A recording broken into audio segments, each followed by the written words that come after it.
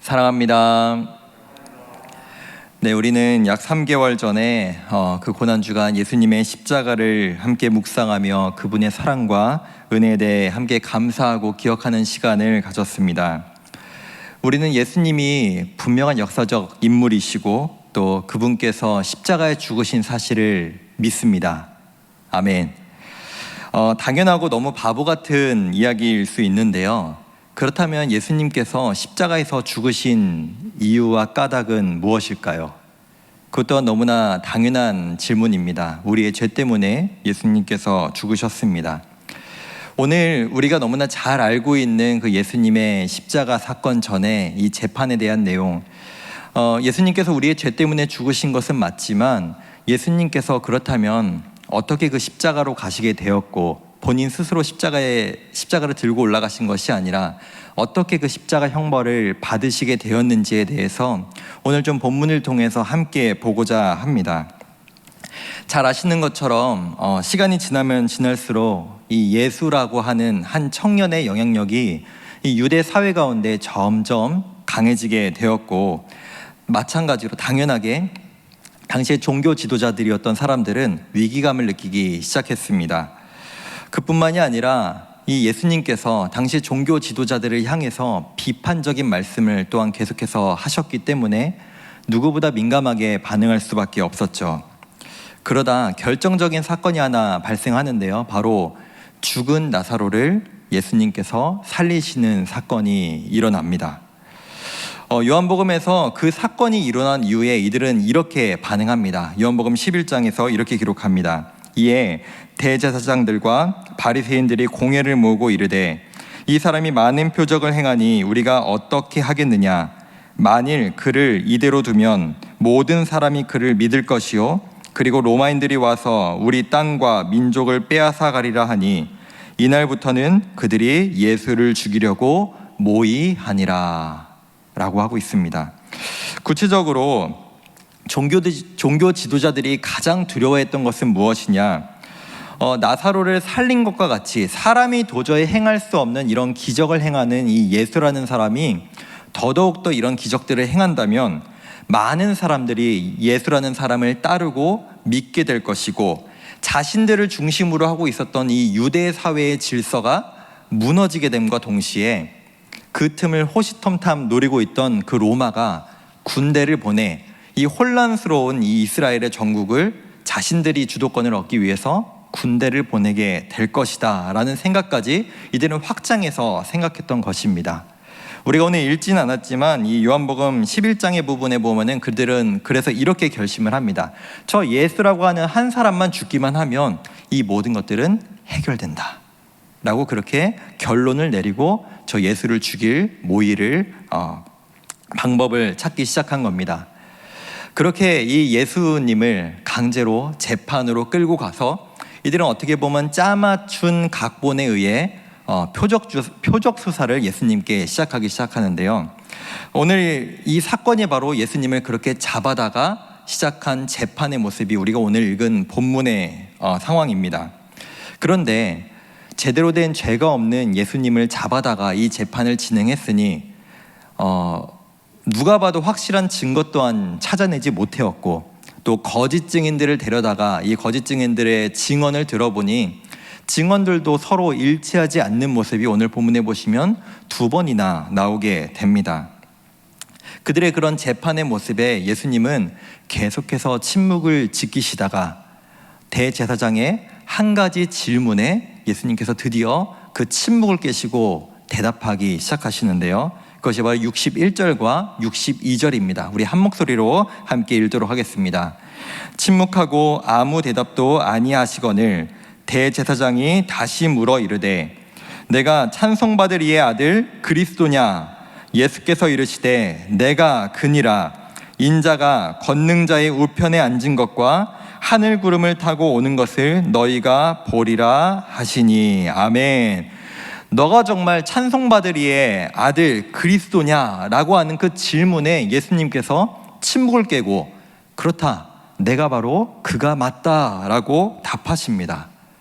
이 예수님의 대답은 사실이었지만, 분명한 진리였지만 이들이 듣기에는 엄청난 폭탄 발언이었고 또 그들이 가장 원하던 답변이었습니다. 그 대답을 들은 대제사장은 더 이상 증인이 필요 없다. 그가 증인이 필요 없도록 스스로 자기의 죄를 말했다라고 옷을 찢으며 얘기합니다.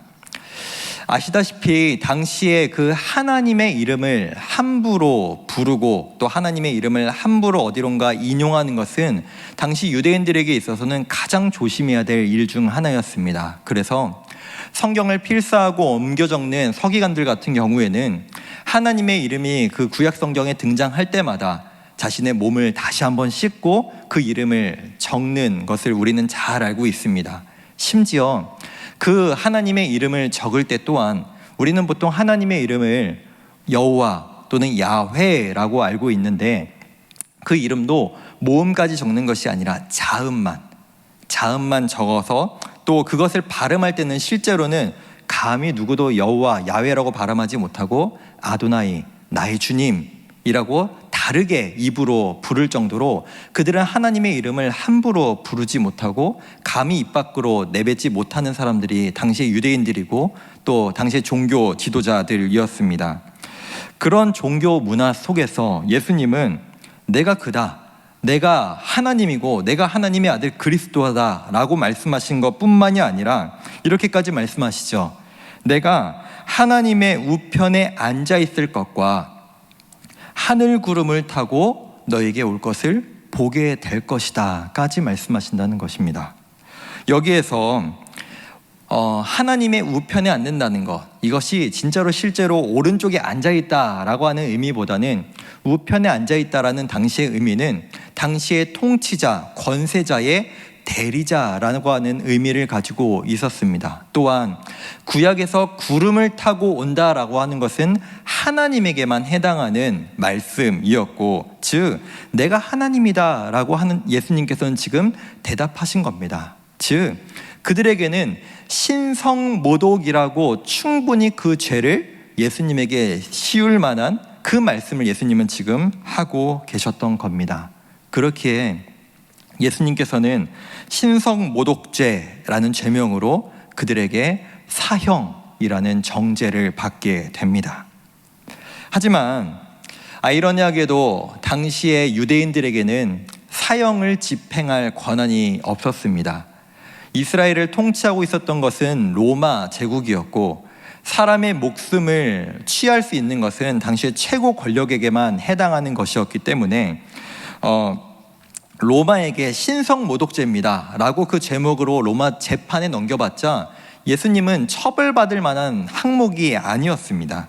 그래서 그들은 또 다른 죄를 어떻게든 찾아내야만 했는데 로마 총독인 빌라도에게 예수님을 끌고 가서 이렇게 말합니다. 누가복음 22장 1절과 2절에서 이렇게 그들은 말합니다. 무리가 다 일어나 예수를 빌라도에게 끌고 가서 고발하여 이르되 우리가 이 사람을 보매 우리 백성을 미혹하고 가이사에게 세금 바치는 것을 금하며 자칭 왕 그리스도라 하더이다 하니라고 합니다. 신성모독죄를 얘기하지 않습니다. 다른 로마인들이 듣기에 불편할 만한 제목을 가지고 말합니다. 여기서 백성을 미혹한다는 것, 로마 제국으로서는 혼란스럽게, 사회를 혼란스럽게 한다는 그 제목을 가지고 첫 번째로 갖고, 가이사, 즉 로마 황제 카이사르에게 시저에게 세금 바친다는 것을 금한다는 것은 그 권위에 거역하고 반역한다는 의미죠. 또 자칭 왕이라고 한다라고까지 그 제목을 말하고 있습니다. 이처럼 로마 정부가 예수님을 죽일 수 있는 나름의 합법적인 죄를 만들어내기 위해서 그들은 어떻게든 예수님을 모함했고, 실질적으로 예수님은 죄가 없으신데도 이 죄목으로 결국에는 십자가에 달리시게 되었습니다. 그렇다면 예수님은 정말로 실제로 그 십자가에 달려 죽으실 만큼 심각한 당시의 죄를 가지신 분이었을까요? 당시 이스라엘 총독으로 있었던 빌라도는 예수님을 자신이 직접 신문한 후에 마음속으로 이런 결론을 내립니다. 누가복음 23장 4절에서 내가 보니 이 사람은 죄가 없다. 내가 아무리 봐도, 내가 아무리 이성적으로 생각해봐도 이 예수라는 사람은 죄를 찾아볼 수 없다라고 말합니다. 그렇다면 그뿐만이 아니라 이 빌라도는 이후 누가복음 23장 이후를 쭉 보시면은 3번에 걸쳐서 예수님의 무죄를 공표합니다. 사람들 앞에서 혼자 읊조리고 혼자 독백한 것이 아니라 사람들 앞에 서서 이 사람은 죄가 없다, 이 사람은 죄가 없다, 이 사람은 죄가 없다라고 3번이나 말합니다. 그렇다면 이 빌라도라는 사람은 어떤 사람이었을까요? 이 빌라도라는 사람은 그저 부모를 잘 만나서 이 이스라엘의 로마 총독으로 세워진 어떤 그런 자신의 능력이 아니라 어떤 핏줄로 인해, 혈연과 지연으로 인해 이 자리에 선 사람은 아닙니다. 로마 제국에서 이 민감한 지역인 이스라엘의 총독으로 세워질 만큼 그 사람은 나름의 능력도 있고 통찰력도 있고 정치력도 있는 사람이었습니다. 그리고 그 사람이 예수라는 사람이 죄가 없다라는 것을 스스로 판단하게 된 그 근거에 있어서는 이 예수라는 사람이 이미지가 좋아서, 또 성경에 보시면 아내가 풀어주라고 얘기하죠. 이 빌라도의 아내가 그 얘기를 듣고 풀어준 것이 아니라 이 예수라는 사람이 이미 유대 사회에서 어떤 영향력을 가지고 있는 사람이었고 어떤 기적들을 행하고 있는 사람인지 이 총독이 몰랐겠습니까? 마가복음 15장 10절에서 이 빌라도가 어떤 생각으로 또 어떤 마음으로 어떤 판단을 내렸는지 기록하고 있는데요. 마가복음 15장 10절에서 이렇게 기록합니다. 이는 그가 대제사장들이 시기로 예수를 넘겨준 줄 알미러라. 무엇으로 넘겨줬다고요? 시기로. 이 예수라는 사람이 정말로 죄가 있어서 자신에게 넘긴 것이 아니라 그 대제사장들이 시기했기 때문에, 예수님을 미워했기 때문에, 또 잘 아는 거죠.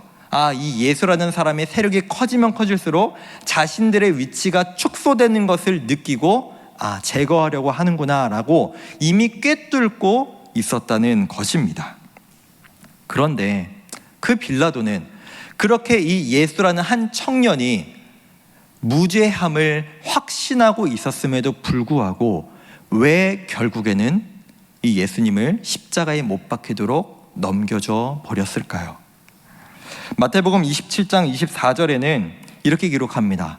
밀란이 나려는 것을 보고 손을 씻었다.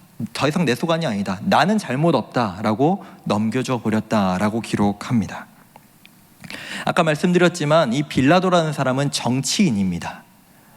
정치인인 사람이 자신의 지역구에서 문제가 발생하는 것, 밀란이 일어나는 것을 누가 환영하고 누가 좋아할까요? 그것을 막고자 했던 빌라도는 무죄함을 알고 있었음에도 불구하고 그 당시의 종교 지도자들에게 이 예수라는 사람이 죽도록 넘겨져 버렸다는 것입니다. 즉 자신의 안위와 출세를 위해서 자신의 양심을 팔고 만 것이죠. 우리는 어쨌든 이 빌라도라는 이 로마 총독보다는 당시의 유대 종교 지도자들에게 예수님을 죽게 만든 더 큰 원인이 있다는 것을 우리는 잘 알고 있습니다. 그렇다면 우리는 왜 오늘 예배 때 처음으로 신앙 고백했던 사도신경에서 왜 예수님께서 본디오 빌라도에게 고난을 받으셨다, 왜 유대 종교 지도자들이 아니라 대제사장이 아니라 왜 본디오 빌라도에게 고난받으셨다라고 우리는 고백할까요? 그 이유는 결국에는 실질적인 사형을 집행한 사람은 본디오 빌라도이며, 또한 이 사도신경이라는 것은 사람들 앞에 정식적인 분명한 사실과 진리를, 나의 신앙을 고백하는 것이기 때문에 누가 봐도 이 로마 역사에 있어서 이 본디오 빌라도라는 그 시대에 예수님께서 십자가에 못 박혀 죽으셨다라는 사실을 사람들 앞에 분명하게 고백하는 그 고백의 행위이기 때문에 본디오 빌라도라는 사람을 여기에 우리는 고백하고 있는 것입니다. 즉 예수님께서 십자가에 못 박히신 것은 역사상 분명한 실제 사건이다라는 것을 고백하기 위함이죠. 사실 당시에 십자가 형벌이라는 것은 그렇게 흔한 형벌은 아니었습니다. 그러나 로마 시대에는 끊임없이 늘 있었던 형벌입니다. 역사상으로 그렇게 예수님께서만 십자가에 못 박히신 것은 아닙니다. 즉 예수님만 십자가의 형벌을 받으신 것은 아니죠. 그런데 왜 우리에게는 예수님께서 십자가에 못 박혀 죽으셨다는 사실이 특별한 이유가 무엇일까요?